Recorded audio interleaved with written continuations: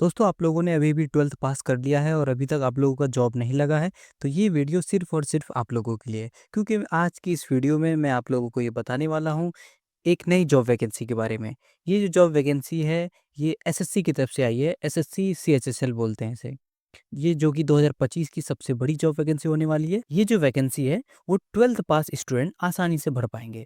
जिसने अभी-अभी 2025 में अपना 12वीं पास किया है, वो इस फॉर्म को भर सकते हैं और आसानी से अपना एक जॉब पा सकते हैं। इस वीडियो में मैं आप लोगों को कंप्लीट जानकारी देने वाला हूँ, तो वीडियो में अंत तक बने रहिएगा। चलिए वीडियो की शुरुआत करते हैं। इससे पहले मैं आप लोगों को जॉब का थोड़ा ओवरव्यू बता दूँ कि एसएससी जो है वो स्टाफ सिलेक्शन कमीशन ये जो है पूरे भारत में एग्जाम कंडक्ट करवाती है और भारत के अलग-अलग स्टेट के अलग-अलग डिपार्टमेंट में जॉब की भर्ती कराती है। आज की इस वीडियो में हम लोग बात करने वाले हैं एसएससी सीएचएसएल के इम्पोर्टेंट डेट्स के बारे में और इस फॉर्म को भरने में लगने वाली फ़ी के बारे में और इसकी एलिजिबिलिटी क्राइटेरिया क्या रहने वाली है इसके बारे में हम लोग बात करेंगे और इसमें सैलरी क्या रहने वाला है और कौन-कौन से पोस्ट जो हैं वो इसके अंदर आते हैं उसकी बात करेंगे और इसमें टोटल सीट्स कितनी रहने वाली है मतलब कितने सीट्स पर जो है वो बहाली होगी। आज की इस वीडियो में हम लोग ये भी बात करेंगे और देखेंगे कि सिलेक्शन प्रोसेस इसका क्या है, इसकी चयन प्रक्रिया क्या है, मतलब इसे इस जॉब की बहाली जो है वो कैसे होती है। और लास्ट में देखेंगे कि इसमें क्या-क्या डॉक्यूमेंट्स लगने वाले हैं और इस फॉर्म को जो है वो कैसे अप्लाई करेंगे, ये भी इस वीडियो में हम आपको बताने वाले हैं। अगर इम्पोर्टेंट डेट्स की बात की जाए, इस फॉर्म को अप्लाई करने का डेट जो है वो आज से ही यानी कि 23 जून 2025 से स्टार्ट हो चुका है। इस फॉर्म को भरने की लास्ट डेट की तो आपका लास्ट डेट रहने वाला है 18 जुलाई। 18 जुलाई 2025 तक जो है आप लोग इस फॉर्म को भर पाएँगे और जिस कैंडिडेट्स का पेमेंट रह जाएगा वो 19 जुलाई तक अपना लास्ट पेमेंट कर सकते हैं। पेमेंट का मोड ऑनलाइन रहने वाला है या तो आप अपने डेबिट कार्ड, क्रेडिट कार्ड या सबसे आसान तरीका जो अभी यूपीआई या यूपीआई के माध्यम से आप ऑनलाइन भुगतान कर सकते हैं। ठीक है?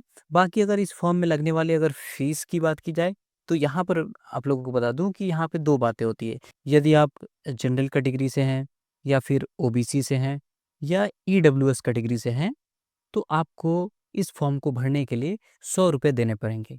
अगर वहीं पे आप एससी या फिर एसटी या फिर फीमेल कैटेगरी या फिर हैंडीकैप वगैरह हैं, तो वहाँ पर जो आपको एक भी रुपए पे नहीं करना होगा। फ्री ऑफ कॉस्ट आप इस फॉर्म को आसानी से भर पाएँगे। बाकी अगर इसकी एलिजिबिलिटी क्राइटेरिया की बात की जाए कि इसकी योग्यता क्या है, मतलब कौन-कौन से लोग इस फॉर्म को भर पाएँगे, तो यहाँ पर मैं अगर आपको एजुकेशनल क्वालिफ़िकेशन बताऊँ, तो यहाँ पर अगर आपने भारत के किसी भी राज्य से अगर आपने 12वीं यानी इंटर पास किया है, 12th अगर पास किया है अभी 2025 में या अगर इससे पहले भी अगर आपने 12th पास कर रखा है, तो आप इस फॉर्म को भर पाएँगे, बिना कोई झिझक के। आपको और कोई बड़ी डिग्री की यहाँ पर कोई ज़रूरत नहीं है, सिर्फ़ आपका 12th पास होना चाहिए।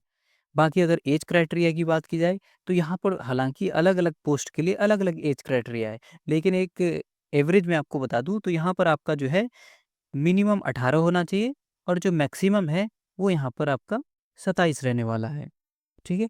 अगर वहीं पे ओबीसी की बात की जाए और फीमेल कैटेगरी की बात की जाए, तो यहाँ पर जो है उनको 3 साल का एज रिलैक्सेशन मिलता है। मतलब उनके लिए जो मैक्सिमम एज है वो 27 से 30 हो जाएगा, मतलब 30 साल।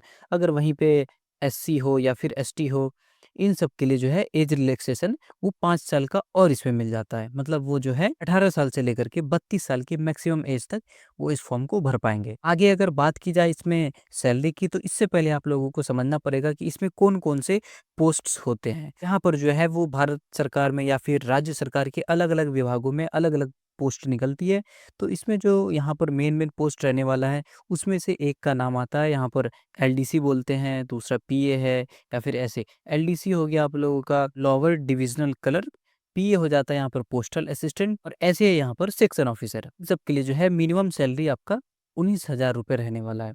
बाकी अगर यहाँ पर डीईओ की बात की जाए, डेटा एंट्री ऑपरेटर, इन सब के लिए जो है मिनिमम सैलरी वो 25,000 रुपए रहने वाला है। डेटा एंट्री ऑपरेटर के लिए यहाँ पर एक शर्त रखा गया है, आप लोगों का 12th क्लास में पीसीएम होना चाहिए। मतलब आपने जो है पीसीएम से 12th कर रखा हो, तभी आप डीईओ के लिए जो है फॉर्म भर पाएँगे।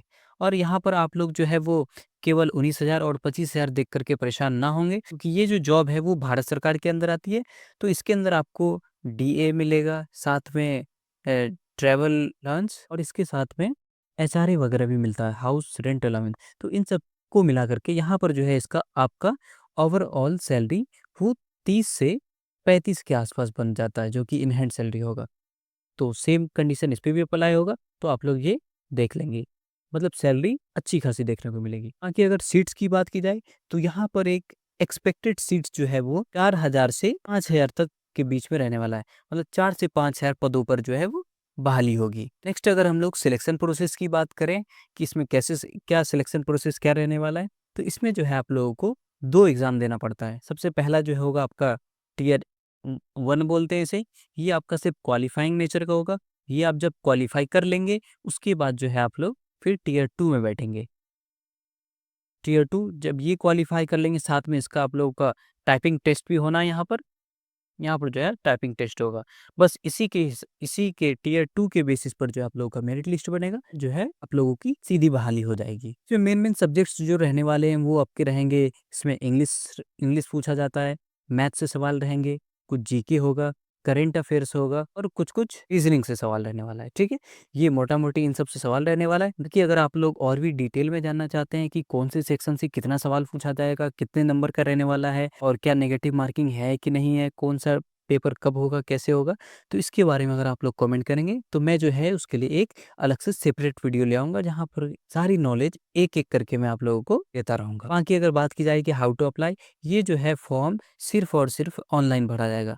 आप लोग जो है ऑनलाइन घर बैठे इस फॉर्म को भर पाएँगे और फॉर्म भरने का भी पूरा स्टेप मैं अगली वीडियो में, नेक्स्ट वीडियो में बताने वाला हूँ, ठीक है?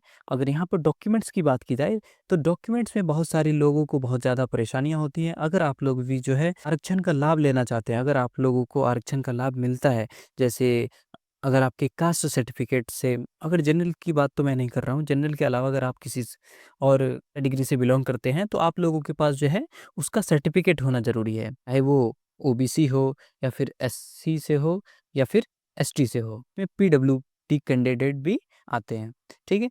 तो फॉर्म भरने से पहले आप लोग ये सारे डॉक्यूमेंट्स जो है वो पहले से तैयार रखेंगे। अगर और भी डॉक्यूमेंट्स की बात की जाए, तो यहाँ पर जो है आप लोगों को फ़ोटो वगैरह स्कैन करके रख लेना है। इसमें फ़ोटो आ जाएगा, आपका जो 12th का मार्कशीट है, पहले से स्कैन करके रखना है फॉर्म भरने से पहले। कि आप लोगों को जो आधार कार्ड है उसको रेडी रखना है और बाकी के 2 डॉक्यूमेंट, पहला इनकम सर्टिफिकेट और दूसरा रेसिडेंटल रेसिडेंशियल रेसिडेंशियल सर्टिफिकेट भी जो है वो आप लोगों को फॉर्म भरने से पहले स्कैन करके रेडी रखना है। अगर आप लोगों का ये हाल फिलहाल का यानी 6 महीने के अंदर का नहीं बना हुआ है, तो आप लोग जो है अभी के अभी इसको अप्लाई कर लेंगे। ये मुश्किल से 10 से 12 दिन के अंदर में आपका बन के आ जाता है।